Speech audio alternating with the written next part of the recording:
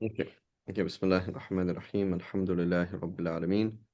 Salatu wassalam ala Sayyid al-Anbiya wal-Mursaleen. Allahumma alimna ma yanfa'una wa anfa'na bima tu'allimuna wa zidna bi fadlika ilman wa ta'liman innaka ala kulli shay'in qadir. Okay, so it says, yeah. باب من لم يسأل الله يغضب عليه. Right? Allah is angry with people who do not ask him, right? Obviously, because it's a you're not building that relationship properly, right? So it's like analogous, like subhanAllah, for example, your wife had a flat tire, okay? She's driving somewhere. She doesn't even call you, right? And she just comes home and like this guy from AAA is dropping her off, and you're like, what's your problem? Like, okay, I might not be able to come pick you up because you're like 5 hours away, but I'm your husband, crying out loud. Don't give our relationship to somebody else. I'm not trying to say anything inappropriate, but it's like, I'm your husband, for crying out loud. Like, call me and I'll say, okay, do this, do this, do this, right? But you basically broke that relationship by not asking me. You're not asking me for help. That's my job as a husband. You've now like broken that, you know? Or you know, yeah, you're eating this cake and then and it's like your wife's like, where'd that cake from? Oh, Karen. It's like, hang on a minute. Like, what happened? Yeah, she hadn't told me that she had can make this really nice cake. So I said, Karen, do you think on Monday you could make this cake for me? And she's like, what's your problem, bro? Like, you've now developed this relationship with some lady. Like, that's my role. Like, you want something nice, I'll make it. Just tell me, you know? But you can't go and ask some lady. So that's what we do when we don't ask Allah, we're asking somebody else. That's what we're doing, you know? You're asking yourself, you're like, it's okay. You're asking whatever it is, like, you're talking to the doctor has a solution, the whatever has a solution, right? And it's so إياك نعبد وإياك نستعين, that's the relationship. So whenever we don't make dua, we're breaking that relationship. May Allah forgive us. So Ajib, right? Allah subhanahu wa ta'ala, you know, He just wants us to keep asking Him. So it says حدثنا عبد الله بن محمد قال حدثنا مروان بن معاوية قال حدثنا أبو المليح صبيح صبيح قال حدثنا أبو صالح عن أبي هريرة عن النبي صلى الله عليه وسلم أنه قال من لم يسأل الله غضب الله عليه. And then the next hadith is the same. with a slightly different version. It says حدثنا محمد بن عبد الله قال حدثنا حاتم بن إسماعيل عن أبي المليح عن أبي صالح الخوزي. So this is not وزي. So Al-Khawzi, I'm pretty sure this is from Khuzestan. So Khuzestan is this area in Iran, basically between Iran. Well, it wasn't no Iran back then, but between Iran and Iraq. So Iraq was originally Persians. So yeah, there's Arabs up there as well, but they're originally part of Persia, right? So this area that developed basically after the Muslims went in, where it was kind of like somewhere roughly on the border today, which is called Khuzestan, which is called where the Arab was predominantly Arab, right? Otherwise, people over there are going to be growing up speaking Farsi, right? They speak Persian, right? So people like Imam Ghazali and stuff like that, they're like, yeah, they speak Farsi. I mean, they all speak Arabic. That's the language, the formal language, right? But the language that they speak at home is Farsi. They're Persians. So I think this here it doesn't say if it is. So I believe that's that area. But the point is, usually the narrator from Abu Huraira is Abu Salih as-Samman. And I'm not. So it seems like a totally different person here. Yeah. And even look at my commentator as well mentions here. It says they narrated from Abu Salih as-Samman. So the other one says Abu Salih, and you would imagine this is Abu Salih as-Samman, right? He was a frequent narrator from Abu Huraira. That's not who he is. He's Al-Khawzi. That's why he specifically mentions the other chain. And this person is actually weak. So it says, ابن ماجه أحمد الحاكم كلهم عن أبي صالح وضعفه ابن معين وقواه أبو زرعة. So basically some people said he was good, some people said he was bad, right? Wallahu a'lam. So accordingly the hadith is either sound or weak depending on how you look at this narrator. قال سمعت أبا هريرة يقول قال رسول الله صلى الله عليه وسلم من لم يسأله يغضب عليه, right? غضب عليه يغضب عليه, same thing. So والله أعلم. So he says حدثنا مسدد قال حدثنا that was his hadith here. So he says whoever Allah is angry with someone who does not make dua, right? Who does not ask him.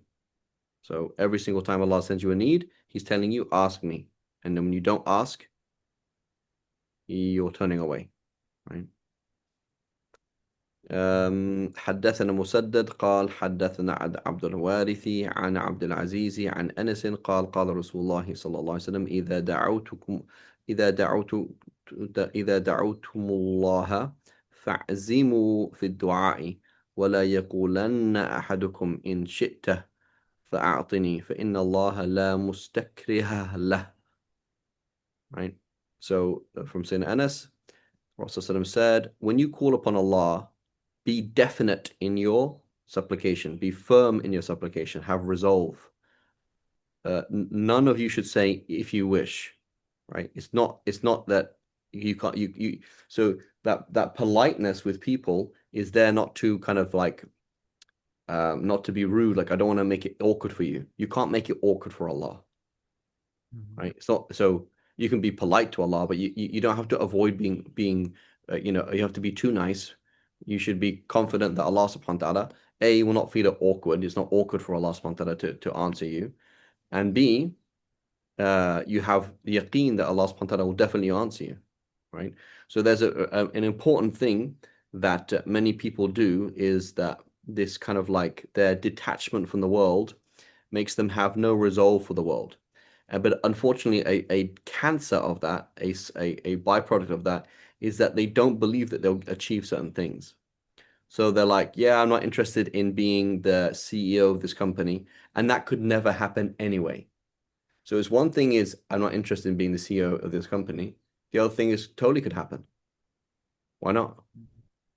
Or like you see something that seems basically impossible, right? So the Porsche Carrera that I talk about, that was it the Porsche Carrera same as 911, is the same car? I'm not sure. I'm not sure. Anyway, that nice Porsche that's on my way to the Mafajr. So I look at it, again, I mentioned this before, right? You look at it and you turn away from it, right? Why'd you turn away from it? Don't look at the dunya. Okay. That's one thing. The other thing is, hang on a minute, are you turning away from it because like you think you're never gonna get it? You know what I'm saying? So it's one thing is like you look at a nice car and say, Ya Allah, please give me that beautiful car. Right? With yaqeen that Allah subhanahu wa ta'ala could totally do that. Not a problem. So as opposed to, oh, that's not going to happen anyway. Like don't ask too many things from Allah because it's not really going to happen. That's wrong. Like you should be, like Allah. Like if a nafs wants something, you shouldn't let your doubt in Allah stop you making dua. Right? They're two separate things. Right? They're two separate things. You see something basic that's basically impossible. See, Allah, please give me that thing, right? Just to tell you nafs, by the way, Allah can do anything. So there's these are two separate things. So have yaqeen, Allah's going to answer. Allah subhanahu wa ta'ala will answer in one of the three ways. So just be very positive. It's not awkward for Allah to be asked something. So Allah, give me this and give me this and give me this. Totally fine. حدثنا عبد الله قال حدثنا أبو داود. So this is Abu Dawood, not as-Sijistani, Abu Dawood al-Tayalisi. Right? This is Abu Dawood al-Tayalisi, wallahu alam. So he's a hadith narrator from an earlier generation. Right? Abu Dawood Sijistani, the author of Sunnah of Dawood, is younger than Imam Bukhari. What similar time? حدثنا عبد الرحمن, I think he's a little bit younger. I think he's like 20 years younger. حدثنا عبد الرحمن بن أبي الزناد عن أبيه عن أبان ابن عثمان, the son of Sayyidina Uthman. قال سمعت عثمان قال سمعت النبي صلى الله عليه وسلم يقول من قال صباح كل يوم ومساء كل ليلة ثلاثا ثلاثا ثلاثا. بسم الله الذي لا يضر مع اسمه شيء في الأرض ولا في السماء وهو السميع العليم. لم يضره شيء. لم يضره with a ضمة. So you can say لم يضره with a فتحة, or لم يضره with a كسرة, or a ضمة as well. The issue is we'll talk about that in another class. Anyway, لم يضره شيء. وكان أصابه طرف من الفالج فجعل ينظر إليه ففطن له فقال إن الحديث كما حدثتك ولكني لم أقله ذلك اليوم ليمضي قدر الله. Right? So basically it's an interesting question. Let's read the hadith. It says Uthman said to the Prophet, said that he heard the Prophet ﷺ say, a person will not be harmed by anything if he says every morning and evening, not 33 times, 3 times. ثلاثا ثلاثا, 3 times in the morning, 3 times in the evening. بسم الله الذي لا يضر مع اسمه شيء في الأرض ولا في السماء وهو السميع العليم. بسم الله الذي لا يضر مع اسمه شيء في الأرض ولا في السماء وهو السميع العليم. بسم الله الذي لا يضر مع اسمه شيء في الأرض ولا في السماء وهو السميع العليم. Right? So said Uthman had been afflicted by partial paralysis, and the man whom he said this to looked at him saying, well, what's going on? Like I thought nothing should harm you. And so he knew what was going on. So he said, the hadith is I have told you, but I did not say it that day. And so the decree of Allah was carried out. Also, there's you know what what is harm? You know, what is harm? Say, I was harmed by this, I was harmed by that. Like, is cancer a harm? Is death a harm? Is loss of money a harm? I don't know. I don't think so.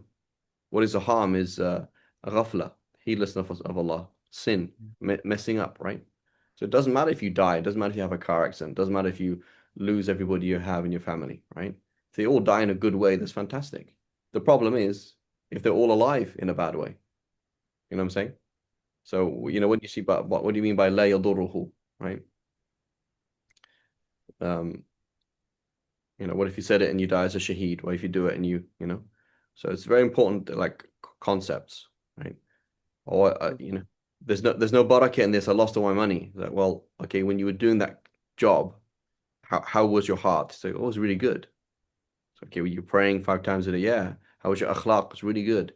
I managed to deal with lots of problems, and like it was just easy to deal with problems, and I could just clarity, and I made lots of dua and things like that. So, what do you mean then that it was bad that you lost your money, or you bad that you lost your job, or bad that that person died? Like, what does that even mean that So, wallahu alam. So we shouldn't ever make dua for that, right? We shouldn't say, oh Allah, I don't care about dying and it's okay. And you should also say, oh Allah, look after me and be careful, right? Be careful. Take the practical means to look after yourself and other people. But good and bad is not physical harm, right? That's not. Yes. Wallahu alam. Okay. خير.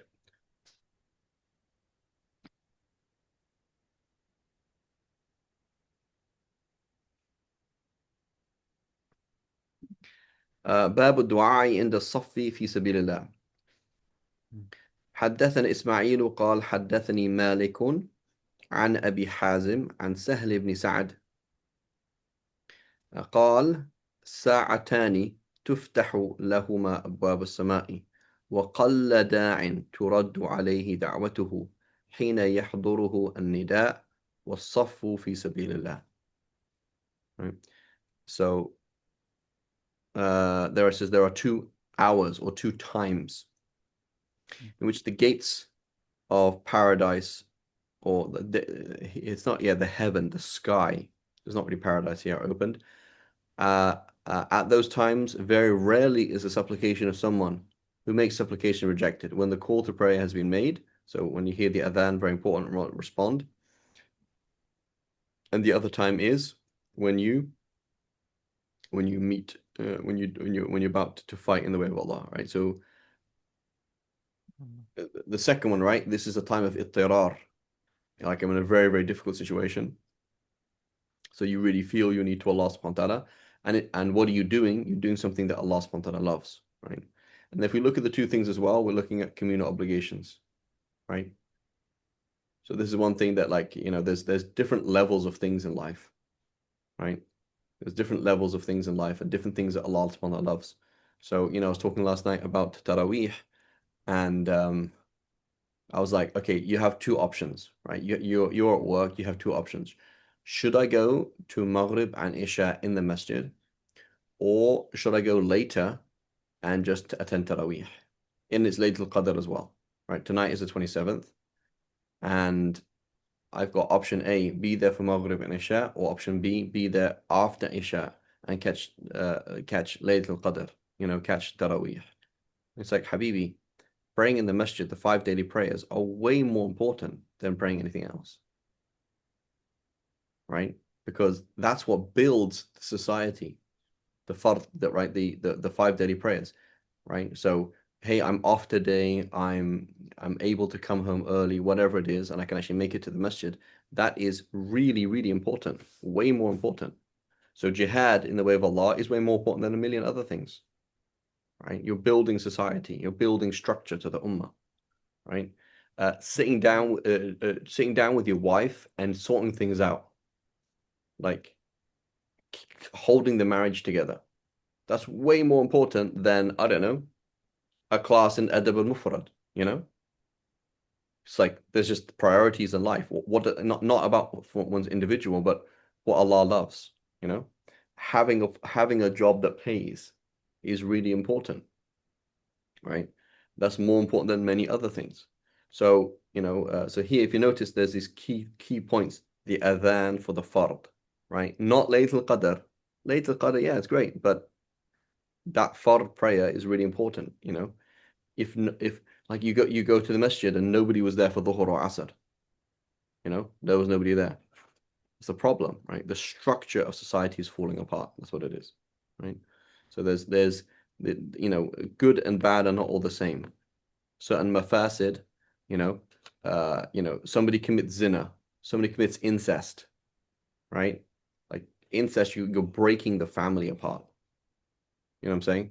It's really, really, really bad, and you're like damaging people, right? As opposed to committing zina, you're harming yourself, it's true, and you're harming society to to an extent, right? That's why the person's stoned to death, because you're harming society. But it's not the same as like incest, you know? It's not the same thing. Like you're totally breaking everything apart, you know? So the Prophet mentioned, like, was it somebody committing zina with their neighbor? Like you've destroyed the neighborhood. Like now nobody can trust anybody. Like you've really, really messed things up. So there's certain haram things that are haram, and other things that are super, super haram. You really break things apart. And there are certain good things like the fard, the daily prayer, a class of fiqh, um, whatever it is, building Islamic schools, and all that. It's like this isn't just important. This is super important and way more important than other things, right? And understanding those differences is quite important. So here mentions jihad, you're in need, that puts the dua up like a traveler, like if you're sick, your dua is answered, right? You really feel that need, and you're doing that need. You put yourself in that very difficult situation to build society, right? So in the chapter of jihad, right, they call it Kitab al-Siyar in fiqh. That's where we talk about communal obligations. Like what's more important, praying praying duha or making sure that the country has bread tomorrow, you know, things like that. So like in so in Kitab Bab Sir, they're going to talk about communal obligations, making sure that there's bread, making sure there's functioning hospitals, making sure that the country is safe, right? There's enough people in the police force to protect the streets, right? These things are really, really big, right? And if we look at communal obligations, so these are both communal obligations, right? Somebody has to pray in the masjid. I can't do it. You can't do it. I'm at work. He's at work, but somebody has to do it. And jihad fi sabilillah is also communal obligation. Somebody has to protect the borders. Somebody has to kick the British out of Yemen, like someone has to do it. And so it's like what I was going to say was, if you look at these things, there are so many that in your life, you've basically got time for like three things. You've got time for your personal obligations, some sunnahs, and then communal obligations. That's your life basically. Because like there's just, there's just so much to be done. And subhanAllah, somebody was asking me yesterday, they're like, somebody who's not super academic, you know, what kind of obligations could they do? Well, look at these things. Jihad fi sabilillah, it's not super academic, is it? Praying in the masjid, not super academic. So when you go and pray in the masjid, you are it's like voting, like you don't vote, I don't vote, nobody in the US votes. Dude, what happened to the country? It just fell apart. The whole system just fell apart. Nobody votes. So the same thing is like nobody prays, whole thing falls apart. Masjid's not there anymore, right? Nobody's doing fiqh, nobody's studying hadith, nobody's studying Arabic, nobody's doing this, nobody's doing that. Nobody's helping these people with drug abuse. Nobody's helping families get back together again. Nobody's dealing with whatever trauma. Like nobody's doing, everything just falls apart, right? So these are really big things, and they don't require, most of them do not require people who specialize in anything. So this is how we should kind of live our life is, what am I doing right now? I'm going basically from wajib to wajib. Like this is my wajib. I have to leave at this time. I've got to be at work at this time. I've got to do this. I've got to do that. This is the time I need to spend with my family. This is essential. This is needed for keeping these things. Okay, next task. Okay, my basic sunnahs here, here, here. Next task. Where's my communal obligation that I'm fulfilling? You know, what am I doing here? What am I doing there? Who needs help? Where's that Yemeni family that, for example, they just got here and they don't know what's going on and their kids trying to join some kind of gang or whatever. How can I help, right? There's a ridiculous amount to do, a ridiculous amount to do, basically. So this person is now engaged in that fard kifaya, and they're like, "Yeah, Allah help me." Allah's like, "Oh, 100% I'll help you," because you're prioritizing these really big things. Okay? So you have some people who kind of like chase after like endless lists of sunnahs. Like, yeah, that's true, but it's like, it's really not a priority compared to other things, right? I'm not trying to say we shouldn't sit down and do these things, but it's just like it's kind of things are kind of off. Khair. The next chapter then is just various supplications of the Prophet sallallahu alaihi wasallam. So it says Babu da'awat Nabi sallallahu alaihi wasallam. Just some selections here. حدثنا عمرو بن خالد قال حدثني الليث عن يحيى بن سعيد عن محمد بن يحيى بن حبان عن لؤلؤة عن أبي صرمة قال كان رسول الله صلى الله عليه وسلم يقول اللهم إني أسألك غناية وغنى مولاي. Interesting.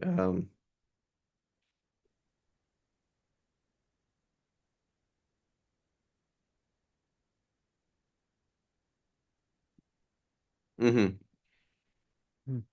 Just looking at the commentary here. So it says والمراد غنى النفس ويحتمل أن يراد غنى المال أيضا لقوله صلى الله عليه وسلم نعم المال الصالح للمرء الصالح. Right? It can be both, right? So is it okay to ask for money? It's fine, right? But his first explanation, and my commentator is saying that غنى النفس, freedom of need, right? I don't need anybody. So he says, "Oh Allah, I ask you to make me wealthy and to make my mawali, in general, my family and these people wealthy." Right? And the Prophet also made dua for kafaf. Oh Allah, make my money enough. So kafaf is enough to hold back harm, right? Do you have enough money to live in a place which is reasonable? No, I actually live in a really bad ghetto place. It's really messed up because I can't afford rent somewhere else. Okay, so you're not having kafaf now. Oh, I can't send my kids to Islamic school. It's too expensive. You can't do it. You know, I can never go and see my parents ever. Right? They live in a country. Last time I saw them like 10 years ago. You know, continually in debt because I live month to month, so I'm continually in debt. Because always something comes up. Right? That's not kafaf. So asking for kaf, oh Allah, give me enough to hold back harm. Right? And in today's world as well, make as much money as you can because there's infinite needs, right? Infinite needs. Right? You look at situations like there's like $1 million wouldn't cut it, right? $2 million wouldn't cut it. So you have, alhamdulillah, you make uh, you make 3 times the amount of money that you need, and you're supporting this project, that project, that project. Fantastic.